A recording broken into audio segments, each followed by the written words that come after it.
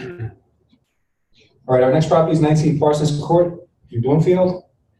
There's not too much data from the picture, but it does happen to be a property that's 2,128 square feet, 4 bedrooms, 2.5 baths. So let's jump into the next slide and see if we can confirm that with the MLS, and it does appear to be the case. It is single family, 4 bedrooms, 2.5 baths.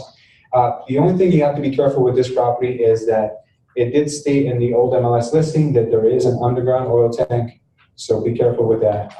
The home, if it is in good condition, can sell for $295,000, or after repairs, it could sell for that much. You want to budget at least $55,000 in construction, and you can get as much as $3,000 in rent. So be careful with this one. Let's look at the title, and then we'll let Joe talk about oil tanks. All right, so the title seems to be clear on this. There's a first and second mortgage. It looks like from what's here, they're foreclosing on the first mortgage. You always have to check to make sure that they're actually foreclosing on the first mortgage, not the second mortgage or another lien, because if they're foreclosing on the second mortgage and you buy that, your issue is you still owe on the first mortgage. So make sure you're always bidding on the correct mortgage.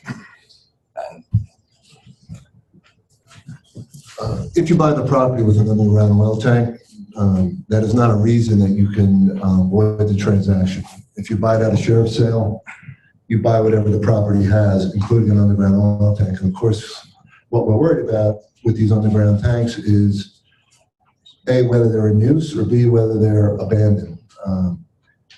And whether they're in use or abandoned, usually when I represent a buyer, I don't let a buyer buy a property with an underground oil tank unless A, they do a scan of the property to make sure that there's no leakage.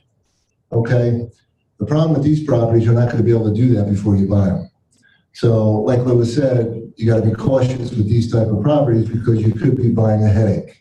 You just don't know until you pull that tank out or you do a soil test whether there's contamination. If the property is such a good buy, on average, over 35 years of doing what I've done, the average cost for a cleanup is somewhere between 7 and 10 grand if you have to clean it up. Every now and then, you'll get a 15 or a 20,000, but it's a rare event. So if you're getting a property that you know is a really good deal, you may have to dump 10 grand in for an oil tank. It may be worth it to you, but you got to be aware of that.